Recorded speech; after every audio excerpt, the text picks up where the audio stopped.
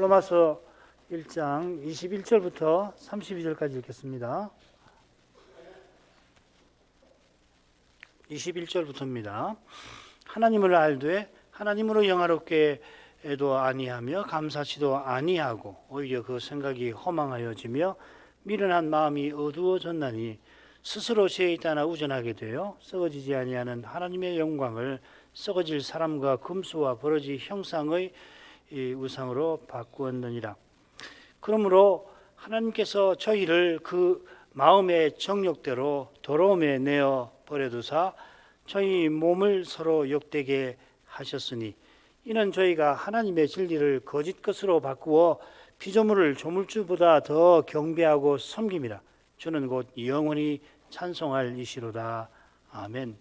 이를 인하여 하나님께서 저희를 부끄러운 욕심에 내어 버려 두셨으니 곧 저희 여인들도 순리대로 쓸 것을 바꾸어 영리로 쓰며 이와 같이 남자들도 순리대로 여인 쓰기를 버리고 서로 향하여 음욕이 부릴 듯 하며 남자가 남자로 더불어 부끄러운 일을 행하여 저희의 그릇됨에 상당한 보응을 그 자신에 받았느니라.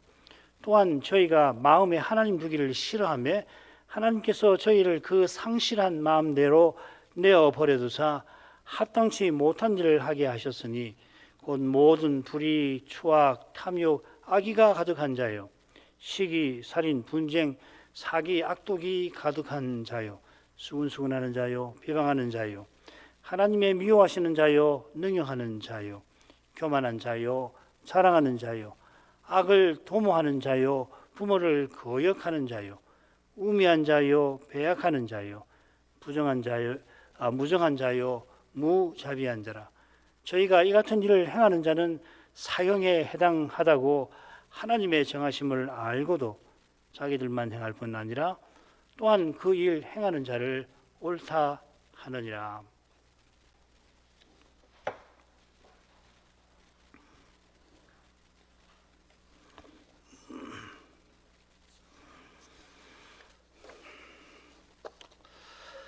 타락한 사람이 하나님을 알되 하나님을 영화롭게 아니하는 이 사실을 보게 되면은 우리가 그리스도로 말미암아 하나님을 아버지라 부르는 이것은 과연 구원입니다.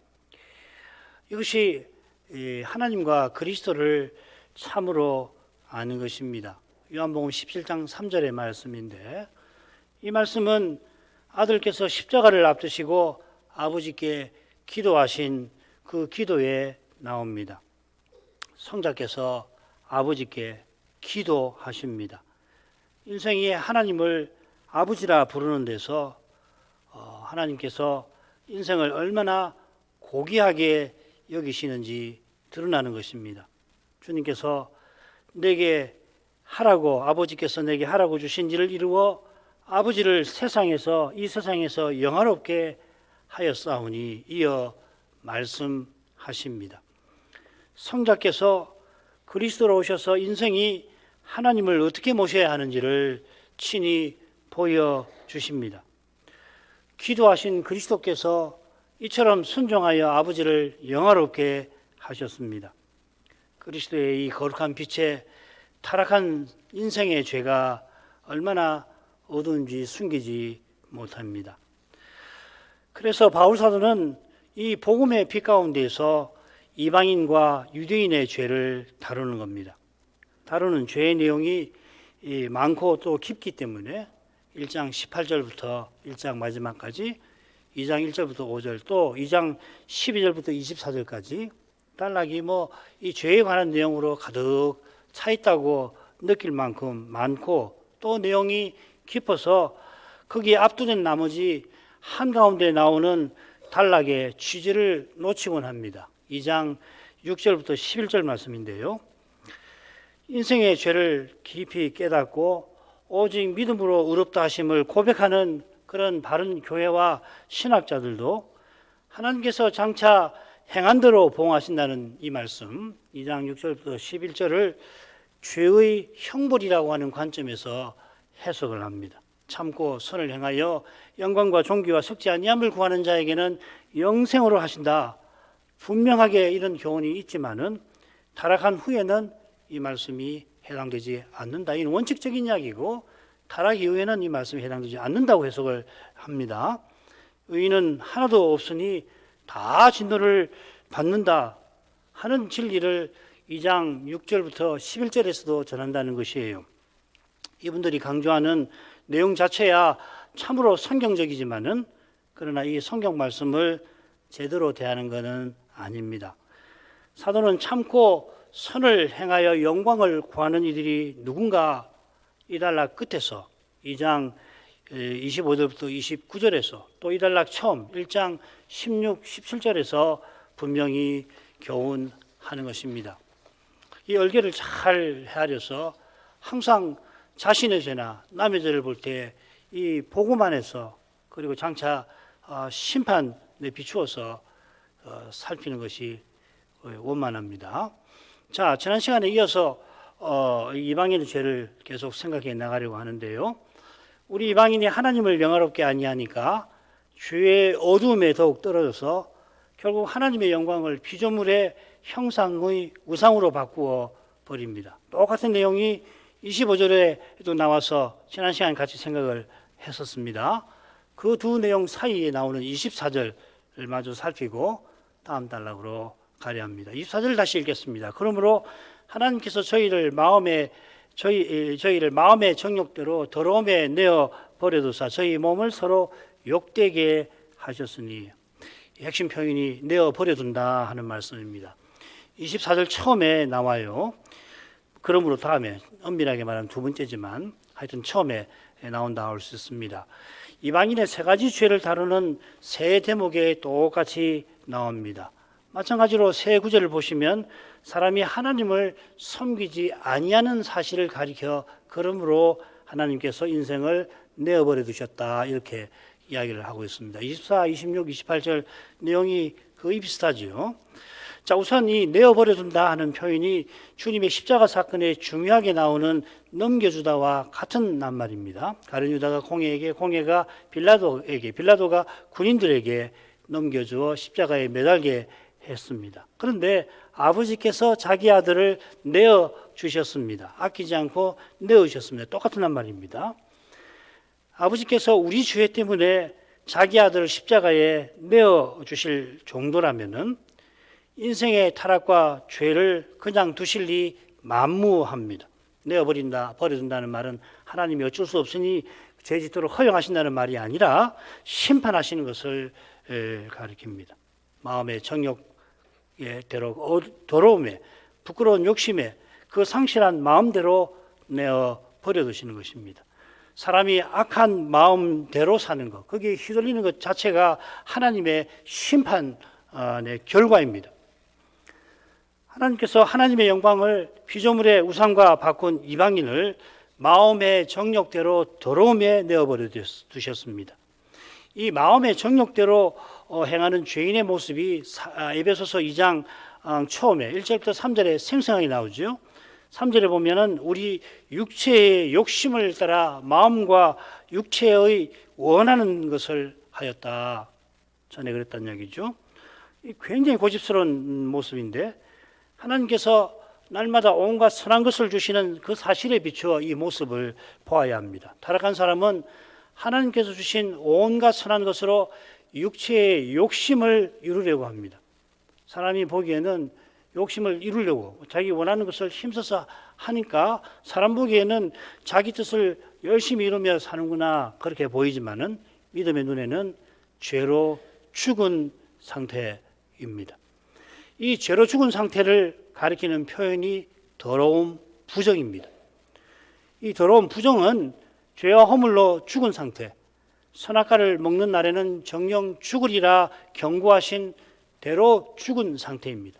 하나님을 등진 상태고 따라서 생명이신 하나님께 나아갈 수 없는 상태입니다. 레위기 정결법전 11장부터 16장은 아담 안에서 부정한 인생이 하나님께 나아갈 수 있는 상태, 정결에 관한 법령인 것입니다.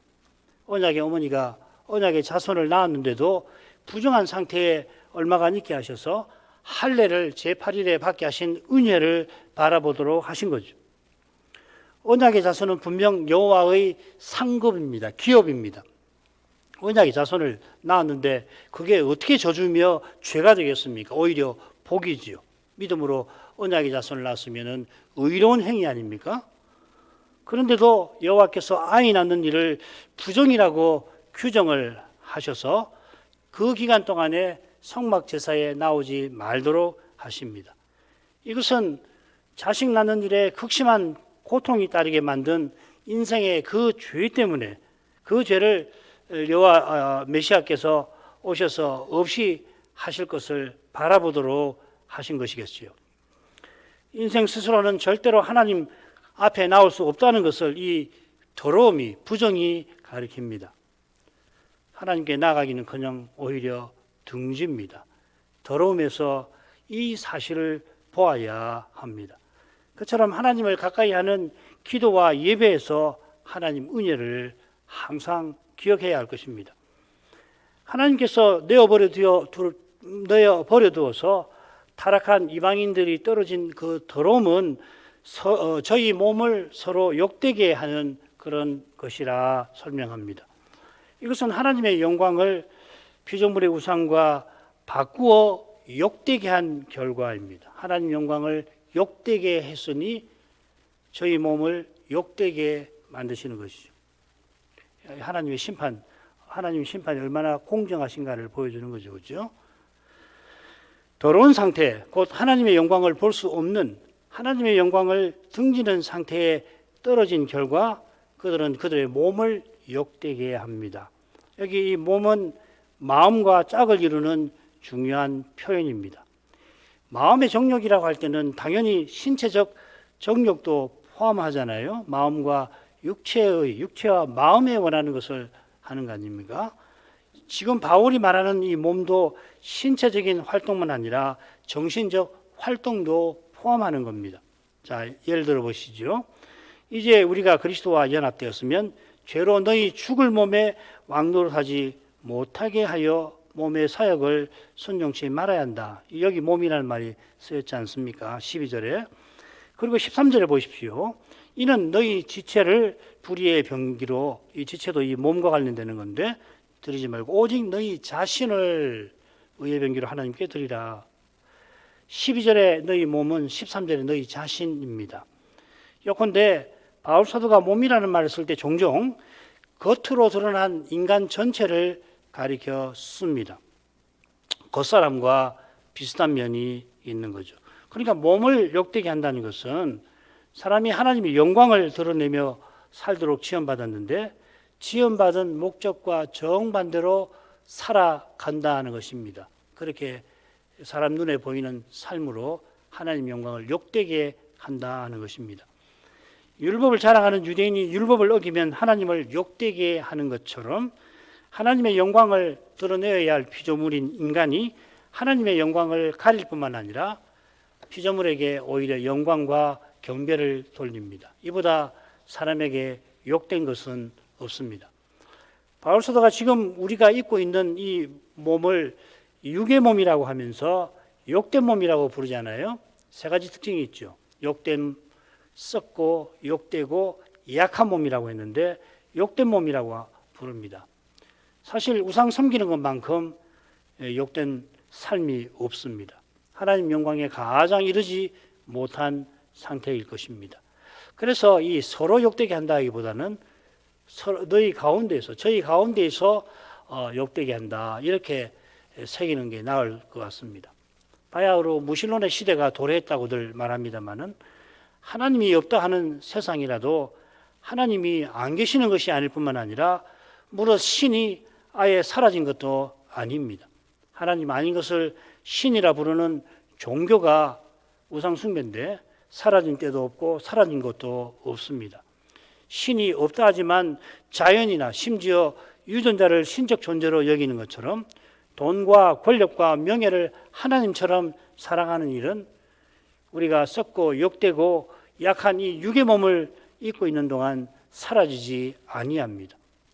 예수님께서 세 가지 시험을 받으신 것은 이 썩고 욕되고 약한 몸을 가진 우리를 위하신 것입니다. 이 세 이 시험하고 이 내용하고 굉장히 비슷하게 연결이 될 겁니다.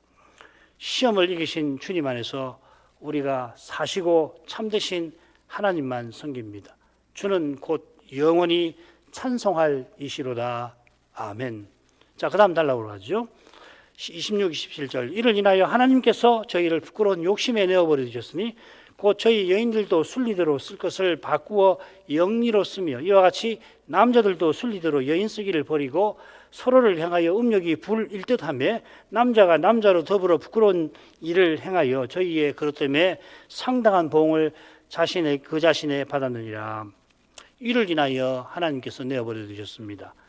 24절과 비슷하게 26절이 시작되죠. 이를 인하여는 25절에 나오는 우상 숭배를 가리킬 것입니다. 피조물을 섬기는 타락한 이방인들을 하나님께서 부끄러운 욕심에 내어 버려두십니다. 이 부끄러움이 말씀드린 대로 육의 몸의 특징으로 나옵니다. 욕된 거. 이는 영광과 반대되는 것입니다. 그처럼 욕심은 땅에 있는 지체들, 제거해야 할, 없애야 할 덕목으로 나오죠. 음란, 부정, 사욕, 사욕인데 악한 정욕, 탐심, 이 땅에 있는 지체들을 죽이라 할 때 그 항목입니다. 비슷하게 하나님을 모르는 이방인과 같이 세욕을 좇지 말라 하는 말씀에도 여기 이 욕심이라는 말이 나옵니다. 이 세욕이 두 낱말로 구성이 된 거거든요. 그러니까 욕심이 흔히 욕심이라고 말하는 말이 여기 또 쓰여져 있습니다. 여기 욕심하고 똑같이 상당히 번역하기 좀 어려운데 그걸 세욕이라 번역을 했습니다. 아울러 이 욕됨은 남자가 여자처럼 행동하는 것을 가리켜 사용됩니다. 고린도서 11장 14절입니다. 이런 내용을 다 참조하면 부끄러운 욕심은 이어나오는 동성애를 암시합니다. 여기 중요한 표현이 바꾼다 하는 거죠. 25절에 나왔죠. 타락한 이방인이 하나님의 진리를 거짓 것으로 우상으로 바꾸었는데 저희 여인들도 순리대로 쓸 것을 바꿉니다. 하나님과 피조물을 바꾸니까 하나님의 진리를 거짓 것으로 바꾸니까 하나님께서 이렇게 바꾸도록 만드신 것이죠. 그렇죠? 순리나 영리에는 본성이라는 표현이 있습니다. 여기 본성은 조물주께서 하나님 형상대로 남자와 여자를 지어서 혼인을 통하여 한 몸이 되게 하신 것을 가리킵니다. 좀 길게 본성을 설명을 했습니다. 하나님께서 정하신 대로 행할 때에 사람은 하나님의 영광을 드러냅니다.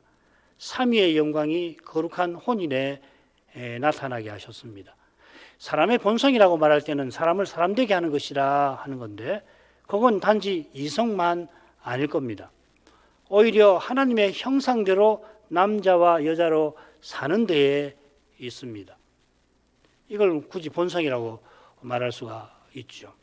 현대 문명에 지대한 영향을 가져다 준 계몽사상은 사람의 본성이 이성이라고 했고 게다가 이 이성은 모든 권위를 인정하지 않고 비판하는 것이라 자기가 자기에게 권위가 되는 것이죠. 사람의 본성이 이성이라면 남성과 여성의 생물학적 차이는 본성에 속하지 않게 될 것입니다. 이 정의상 그렇잖아요. 이런 생각이 남자 같은 여자, 여자 같은 남자를 만들어낼 거다. 아브라함 카이프 박사가 이 스톤 강좌라고 하는 데서 19세기 말에 경고한 바가 있습니다. 과연 그 경고대로 되지 않았습니까? 하나님께서 사람을 지으시고 사람답게 살 길을 보이셨는데 하나님을 피조물과 바꾸면은 자연히 하나님께서 내신 길도 사람이 만든 길로 바뀌게 될 것입니다. 사람이 자기를 높여서 만든 길은 저 목표로 이어지는 길이 아니라 사실상 길이 아닌 것입니다. 그처럼 사람이 아무리 바꾼다 하더라도 하나님께서 낮과 밤과 세우신 언약을 세상 끝까지 지키시는 까닭에 비온 후에 하늘에는 무지개가 변함없이 나타날 것입니다.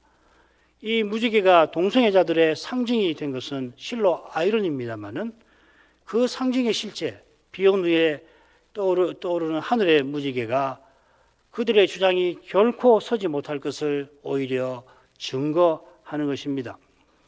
사도가 27절에 이와 같이 남자들도 하고서 입에 담기 어려운 죄를 지적합니다. 남자들이 순리대로 쓰지 않고 이와 같이 저희 여자들도 부끄러운 일을 행했다. 이렇게 해야지 실제 역사에 더 부합할 것 같지 않아요? 역사를 해보면은 뭐 여자들이 먼저 동성애를 시작했다. 그거 아니거든요.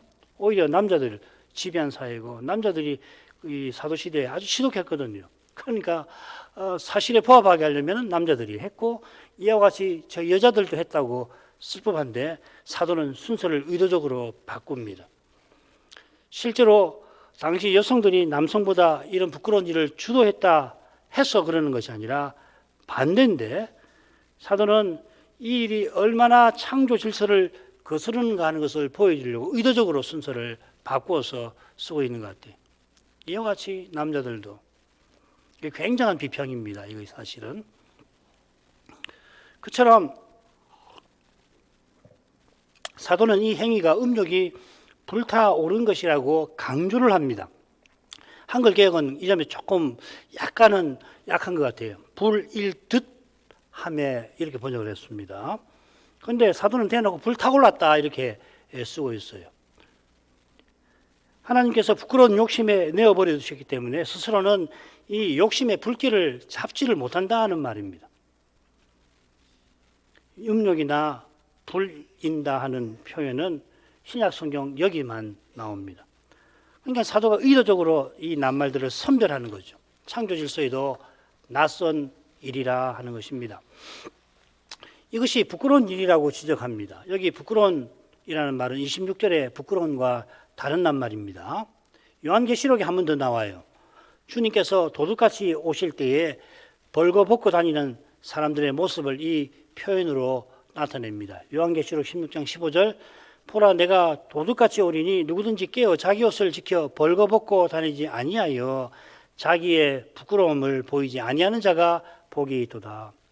이 부끄러움이라고 하는 것은 하나님의 거룩한 심판을 피하지 못하는, 절대로 피하지 못하는 그런 상태이겠습니다. 레위기 18장에 이 부끄러움을 드러내는 죄를 엄히 경고하는데 같은 낱말이거든요. 이 죄의 건진상간, 그 다음에 몰래 숭배, 그리고 동성애가 나옵니다. 이 죄들은 가정과 혼인의 질서를 허무는 죄, 창조 질서를 무너뜨리는 죄입니다. 이 죄를 가정한 자 죄라고 부르는데 이 가정하다고 하는 것은 언약의 땅에서 하나님이 잠시도 두고 보실 수 없는 것이다 하는 겁니다. 언약의 땅에서 그런 것입니다. 일반화시키면 곤란합니다. 부끄러운 일을 행하는 이들은 그릇됨의 보응을 받습니다. 이 그릇됨이란 말은 미혹이라고 흔히 새기는데 진리에서 벗어난 걸 가리킵니다. 그들이 부끄러운 일로 진리에서 벗어난 만큼 상당한 보응을 자기 자신에게서 받습니다. 이 보응이 심각한 그 병, 에이즈를 가리키는지 확실치는 않습니다. 몸에 입는 그 병도 심각하겠지만은 영혼에 입는 해악은 더욱 심각할 것입니다.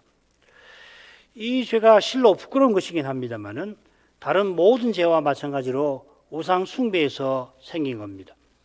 우상 숭배가 만연하였다고 하여서 이 죄보다 결코 가벼운 게 아닐 것입니다. 우상 숭배도 결국 교만에서 나오는 것이라면 이 교만만큼 심각한 것이 없습니다. 이 무서운 교만에서도 하나님이 인생을 건져주신다면 이 죄에서도 능히 구원하시는 것입니다. 교회는 이런 복음을 이들에게도 전해야 합니다. 무엇보다 중요한 일이 있는데 이런 죄를 범하지 않고 이런 성향이 있는 사람들은 이 두려운 죄를 짓지 않도록 사랑의 심정으로 교회는 권해야 합니다. 이 죄를 지은 것하고 짓지 않은 것은 차이가 굉장히 크지 않아요. 아무리 믿는 사람이 많더라도 각 사람이 믿고 구원 얻는 일이 오직 하나님 은혜에 있듯이 하나님 은혜를 맛본 교회와 신자는 나 같은 죄인을 사랑하시는 주님의 이 심정을 이런 죄를 지은 자들에게도 향하여 품도록 힘써야 옳을 것입니다. 정죄부터 하는 것은 교회가 지닐 태도는 아닐 것입니다. 죄는 끔찍히 미워해야 하는 거 아니에요. 그러나 그 죄를 용서하시는 하나님의 복음을 전하고 나가야 할 것입니다. 마지막 부분입니다. 또한 저희가 마음에 하나님 두기를 싫어하며 하나님께서 저희를 그 상실한 마음대로 내어버려 두사 합당치 못한 일을 하게 하셨으니 곧 모든 불의, 추악, 탐욕, 악의가 가득한 자요, 시기, 살인, 분쟁, 사기, 악독이 가득한 자요, 수근수근하는 자요, 비방하는 자요, 하나님의 미워하시는 자요, 능욕하는 자요, 교만한 자요, 자랑하는 자요, 악을 도모하는 자요, 부모를 거역하는 자요, 우매한 자요, 배약한 자요, 무정한 자요, 무자비한 자라. 저희가 이 같은 일을 행하는 자는 사형에 해당하다고 하나님의 정하심을 알고도 자기들만 행할 뿐 아니라 또한 그 일을 행하는 자를 옳다 하느니라. 28절도 24, 26절과 비슷한 내용으로 시작되죠. 저희가 마음에 하나님 두기를 싫어하며 우상 숭배하며 매우 비슷한 표현이죠, 그죠? 이 말씀에 지식이 들어 있습니다. 그래 우리 성경에 보면 여러분 갖고 계신 성경 보면 마음인가요? 거기 마음의 지식이라고 번역할 수 있다 했죠. 원래는 지식이라고 되어 있습니다. 요컨대 하나님을 알지만 영어롭게 아니하는 태도와 비슷합니다. 자기의 실제 삶에서 하나님을 인정하지 않으려고 하는 태도를 가리킵니다. 시편의 어리석은 자는 그 마음에 이르기를 하나님이 없다, 그 마음에 이르기를 하나님이 없다 하지 않습니까? 이 말씀이 떠오릅니다. 하나님이 없다 생각하는 그 마음에 여전히 하나님의 계시가 비치고 있습니다. 죄로 말미암아 그 마음이 어두울 뿐 아니라 심지어 어둠으로 그 빛을 가리려 하는 것을 가리킵니다. 그만큼 악하기 때문에 하나님께서 그들을 내어버려 두시는데 이번에는 그 상실한 마음에 떨어지게 하십니다.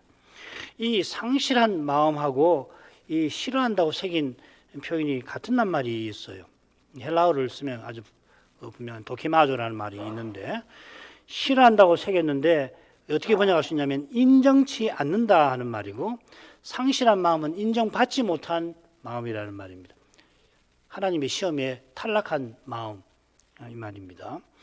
이 표현은 상실한이라는 말은 은혜 섞인 찌꺼기나 가시나 엉겅퀴가 난 저주받은 땅을 가리켜 사용됩니다.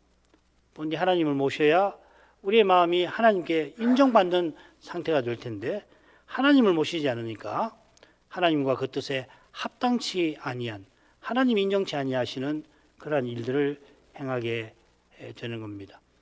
이런 일을 행하는 것은 하나님께서 내어버려 두신 결과, 심판하신 결과, 하나님을 인정치 않으니까 그렇게 인정받지 못하는 상태로 살아가게 만드시는 거죠. 이어 사도가 그 결과들을 목록과 같이 길게 제시하는데 이 사용된 표현을 참조하면 셋으로 나눌 수 있을 것 같아요. 모든 불의, 추악, 탐욕, 악의가 가득한 자, 이게 하나고요. 그 다음 시기, 살인, 분쟁, 사기, 악독이 가득한 자, 이 다섯 종류가 가득한 자. 그리고 이어서 12일 겁니다. 수근수근하는 자, 비방하는 자, 하나님 미워하시는 자, 능욕하는 자, 교만한 자, 자랑하는 자, 악을 도모하는 자, 부모를 거역하는 자, 우매한 자, 배역하는 자, 부정한 자, 무자비한 자. 12이 나옵니다. 이 둘씩 나오는 건데 29절에 보시면은 가득한이라는 표현이 두 번 나오죠. 그죠? 각 목록에 나옵니다. 다른 말인데 두 말이 원문도 다른데 실제로는 결국 같은 뜻입니다. 처음 들은 한 사람 안에 여러 악덕이 가득한 상태를 표시하고 있고, 셋째는 여러 가지 악을 행하는 사람들을 열거하고 있습니다. 자, 첫 번째 간단히 보죠. 모든 불의, 추악, 탐욕, 악의가 가득한 자라 하였습니다. 불의, 추악, 탐욕, 악의가 어떻게 구별될까? 그 구분할 엄두를 내지 못할 만큼 지금 강한 용어가 사용되었습니다. 온갖 불의가 가득한 자. 얼마나 강한 표현입니까? 그런데 온갖 추악, 온갖 탐욕, 온갖 악의도 가득합니다. 불의로 진리를 막는 자들에게 하나님의 진노가 나타나서 온갖 불의가 가득한 결과가 사람들에게 일어나도록 하신다는 겁니다.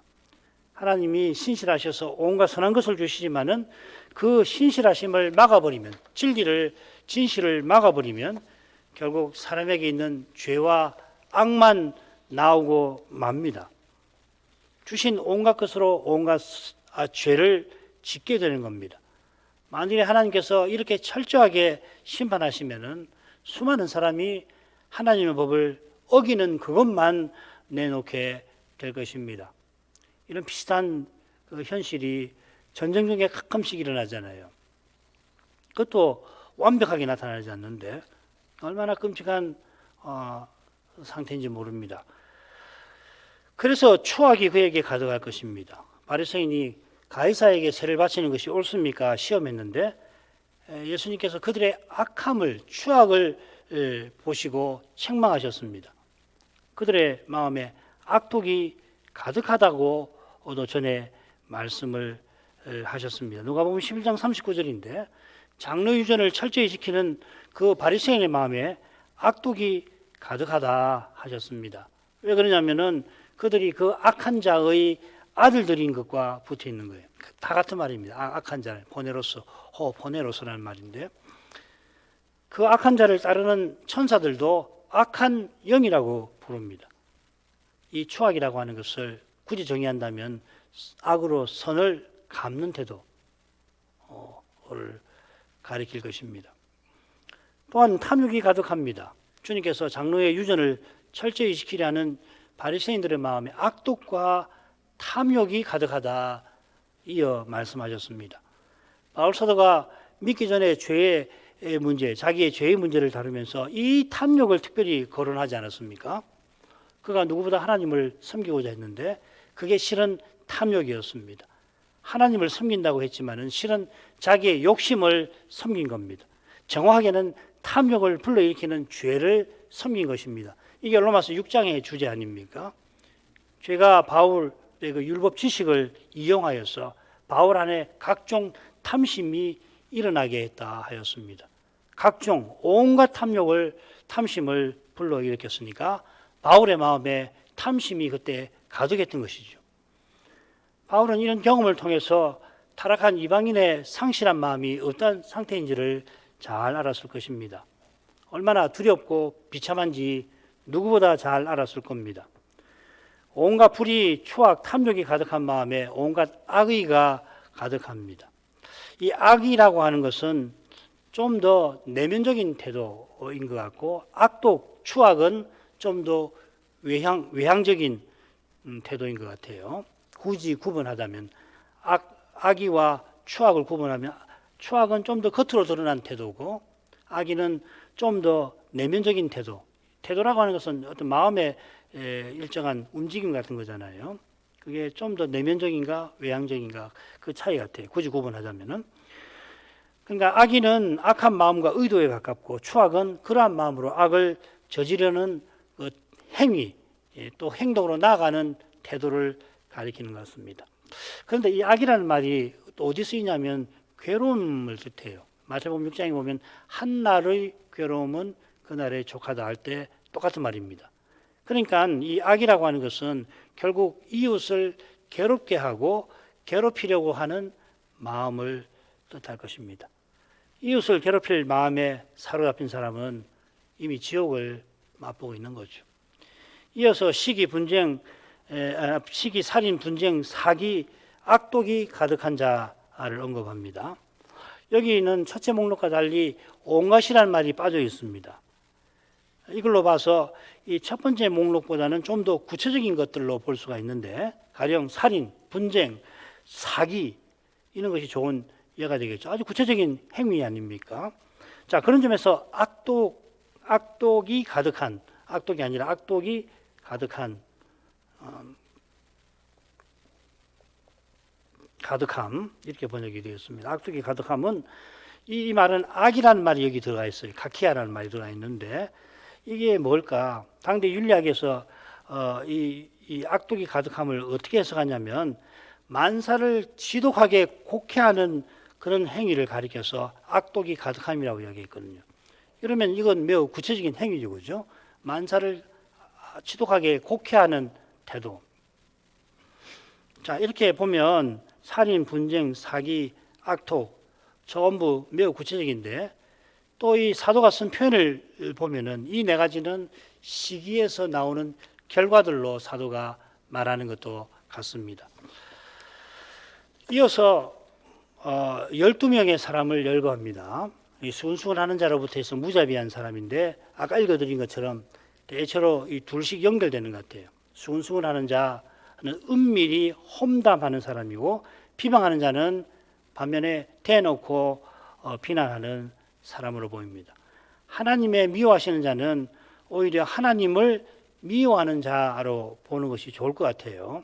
왜 그러냐면 능욕하는 자, 하나님의 권위를 무시하는 자라서 하나님을 미워하는 자라고 새기는 것이 문맥으로는 나아 보입니다. 교만한 자와 자랑하는 자가 서로 붙어 있다는 것은 특별한 설명이 필요가 없을 겁니다. 이어 나오는 두 사람은 독특하게 두 단어씩 되어 있습니다. 다른 건 다 한 단어로 되어 있거든요. 수근수근하는 자 전부 다 한 단어인데 여기서 악을 도모하는 자는 두 낱말로 되어 있습니다. 이웃을 해치는 방법을 창안해내는 밥 먹고 밥을 먹든지 자든지 어떻게 남을 해칠까 방법을 창안해내는 사람이라 하는 말입니다. 이런 사람이 부모를 공경할 리가 없겠지요. 이어지는 두 낱말은 이 헬라어를 읽으면 굉장히 비슷하게 들립니다. 아시네투스, 아신세투스 굉장히 비슷하게 들리죠. 이 우매한 사람은 얼른 생각하면은 악을 도모하는 사람과 이 대조되는 것 같은데 같은 낱말이 21절에 미련한 백성 할 때 거기 나와 있는 것처럼 구원의 일에는 어둡고 우상 섬기는 일에는 밝은 사람입니다. 그처럼 배역하는 사람도 하나님을 버리고 영적 간음을 행하는 우상 숭배하는 이스라엘에 사용됩니다. 그래서 이 우매한 사람과 배역한 사람은 우상 숭배 때문에 어리석고 신의가 없는 그런 사람을 가리키는 것 같습니다. 마지막 둘은 하나님을 섬기는 사람에게 나타나는 사랑과 자비가 없는 사람, 무정한 자 그리고 무자비한 자. 이 정이라는 말은 따뜻한 사랑을 나타내는 말인데 없는 자를 가리킵니다.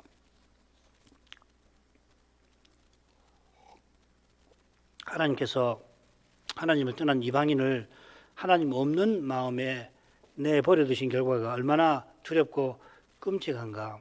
이 정도도 충분할 것 같은데 이보다 더한 결과가 기다리고 있습니다. 32절에 이 다음에 나오는 이 32절은 다음 시간에 살피려고 합니다. 왜 그런가 하면 이 32절도 매우 심각한데 그보다 더한 상태가 2장에 나와서 그렇습니다. 죄가 실로 끔찍합니다마는 죄가 끔찍한 만큼 아니 그보다 더 은혜는 은혜롭습니다. 로마서 5장 12절 이하의 말씀. 이 선물은 범죄한 한 사람으로 말미암은 것과 같이 아니하다 하셨습니다. 은혜 가운데서 죄를 살피고 죄를 살필 만큼 은혜를 바라야 할 것입니다. 오늘 이만큼 하죠. 거룩하신 아버지, 사도가 로마 교회 방문을 앞두고 위대한 서신, 곧 그리스도의 위대한 계시를 이 교회에 전하였는데 이 사도가 그리스도의 복음을 얼마나 깊이 깨달았는지 특별히 죄에 관하여 교훈하는 데서 잘 드러나고 있습니다. 사도가 죄에 관하여 전하는 그 교훈을 깨닫는 교회와 신자라면 사도처럼 오직 그리스도를 전부로 삼지 않을 수가 없게 됩니다. 오직 하나님께서 독생자를 통하여 친히 죄를 없이 하셨습니다. 죄의 책임을 사함받고 죄의 권세에서 벗어나는 길은 오직 성신과 복음에 있겠습니다. 이 진리가 이처럼 분명한 만큼 또한 실로 깊고 높다는 것을 잊지 말게 하옵소서. 그리스도를 떠나서는 아무도 죄를 이기지 못하는 이 두려운 사실을 기억하고서 더욱더 겸손히 성신을 의지할 수 있게 하옵소서. 예수님 이름으로 기도합니다. 아멘.